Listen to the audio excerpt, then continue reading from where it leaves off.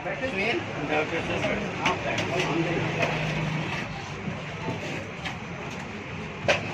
اللہ الرحمن الرحیم۔ دیکھو، یہ انسانوں کے امراض جسمانی کے علاج کے لیے، اس کی تجویز تشخیص کے لیے ایک سینٹر ہے۔ ڈاکٹری کا شعبہ خدمت کا شعبہ ہے۔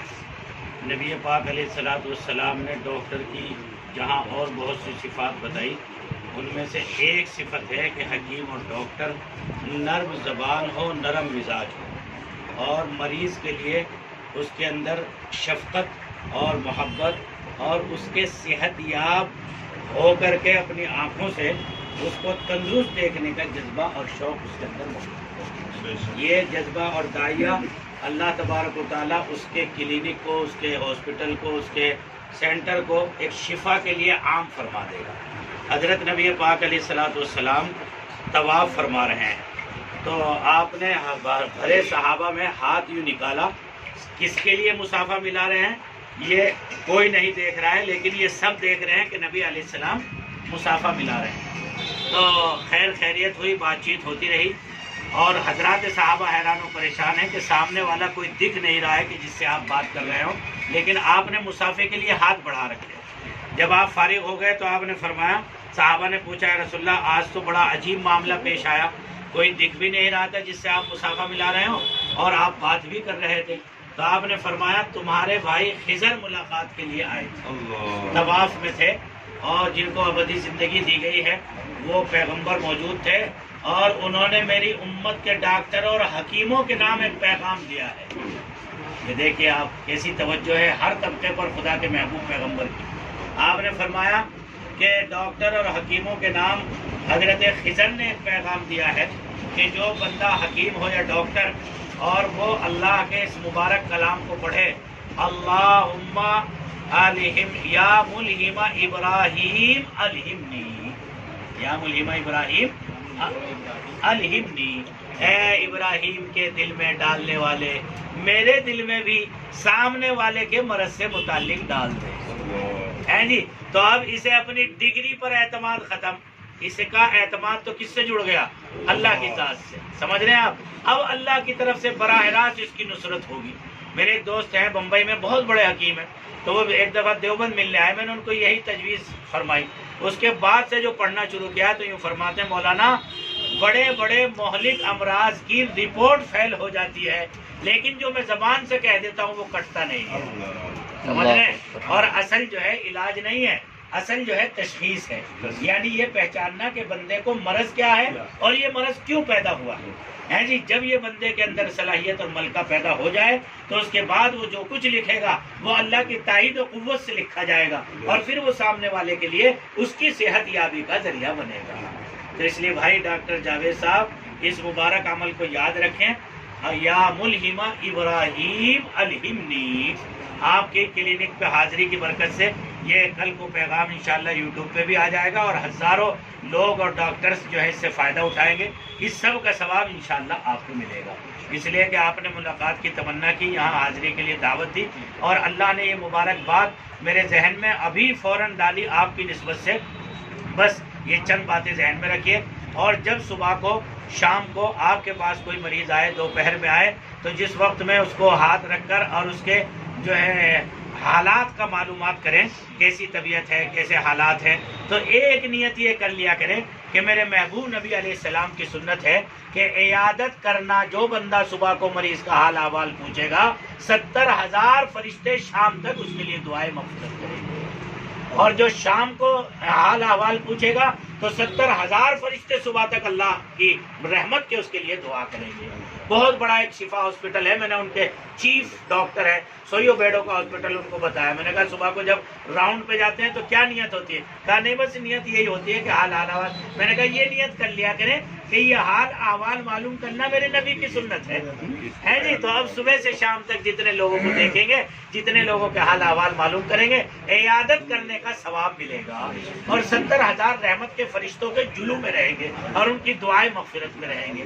اس لیے بھائی ہم تو ایک ہی بات کہتے ہیں، آپ پھر یوں کہیں گے کہ مولویوں کا تو یہی کام ہے، اگر تم لوگ سب لوگ ہمارے اسی کام کے ہونے کے گواہ بن جاؤ تو ہماری دنیا بھی بن جائے گی، آخرت بھی بن جائے گی، ہے جی۔ حضرت شیخ الحدیث مولانا زکریا صاحب سے کسی نے پوچھا، حضرت تم ہر وقت اللہ اللہ ہی بتاتے رہو؟ تو آپ نے فرمایا گواہ رہنا کہ میں اللہ اللہ بتاتا رہتا ہوں۔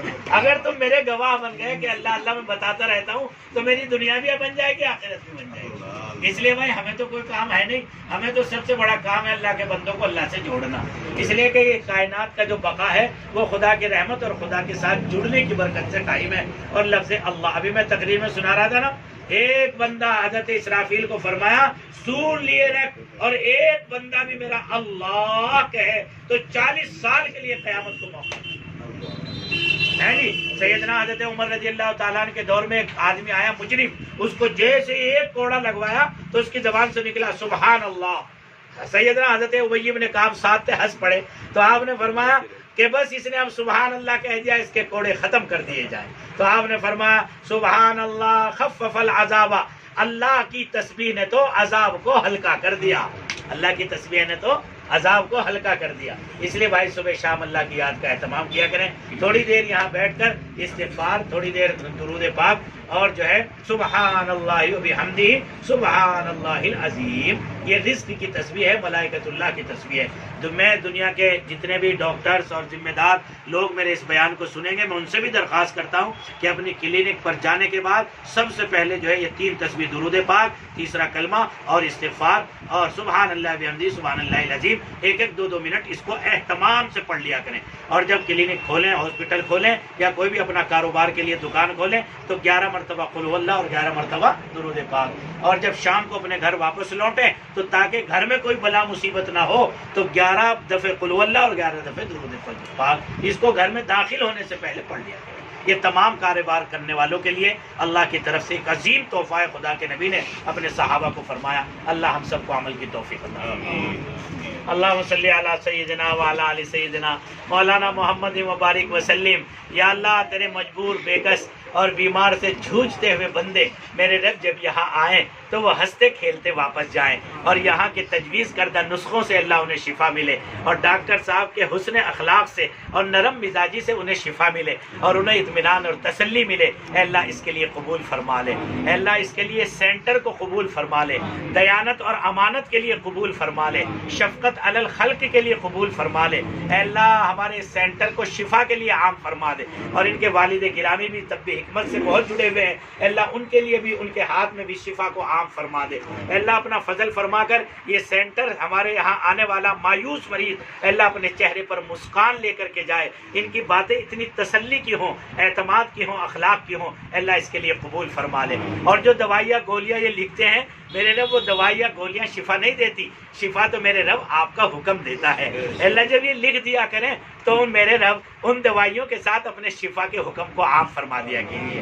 اے اللہ قبول فرما لیجئے۔ جتنے لوگ یہاں محبت کے ساتھ ایک علم کی نسبت سے حاضر ہوئے، اے اللہ انہیں قدردانی کے ساتھ ساتھ اپنے دربار میں بھی قبول فرما لیجیے، رحمت کی نگاہ سے دیکھ لیجیے۔ ہمارے قبلہ امام صاحب جو اہل علم سے بڑی سچی محبت رکھتے ہیں، اللہ ان کی اولادوں میں نسل و دین کے داعی پیدا فرما دے، عالم حافظ پیدا فرما دے، مفسر اور محدث پیدا فرما دے۔ اللہ ان کو عافیت اور سلامتی والی، اور ہر ایک حاضر ہمارے دوست احباب میں جتنے لوگ یہاں بڑے چھوٹے بچے حاضر ہیں سب کو عافیت اور سکون والی زندگی عطا فرما دے۔ یا اللہ ہم سے تو مانگنا بھی نہیں آتا، تیرے لال حبیب نے خیر مانگی ہو عطا فرما دے، اور جتنے شرور سے تیرے نبی نے ڈاکٹرز حکما کے لیے اور حاضرین کے لیے اللہ خیر مانگی ہو عطا فرما، اور جتنے شرور سے پناہ چاہیے پناہ نصیب فرما۔ اے اللہ یہاں سے شفا کو عام فرما دے، شفا کو عام فرما دے۔ اے اللہ یہاں روتا ہوا آئے اور ہنستا ہوا جائے، اے اللہ اس کے لیے قبول فرما لے۔ بیماری بھی تیری نعمت ہے میرے رب، لیکن ہم تیری نعمت کو کمزور ہے، برداشت نہیں کر سکتے۔ اے اللہ جو بیماری کی نعمت لے کر یہاں آوے، اے اللہ اسے شفا کی نعمت سے مالا مال فرما دے۔ اے اللہ قبول فرما، اے اللہ قبول فرما، رحم کے فیصلے فرما۔ وصلی اللہ تعالی علی خیر خلقی سیدنا محمد و آلہ و صحبہ اجمعین برحمتک یا